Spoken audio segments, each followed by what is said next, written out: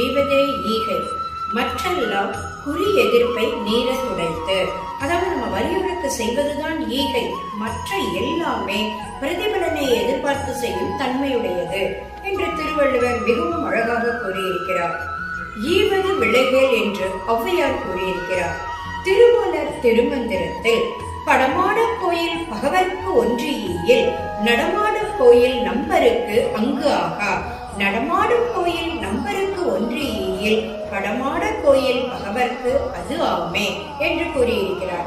இறைவனுக்கு நாம் ஏதாவது கொடுத்தால் அது ஏழைகளை சென்றடையாது.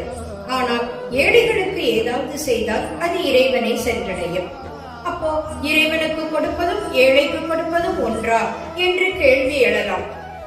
ஏழைகளின் வயிறு தபால் பெட்டி மாதிரி. நாம் அதில் போடும் கடிதங்கள் இறைவனிடம் சென்றடைகிறது.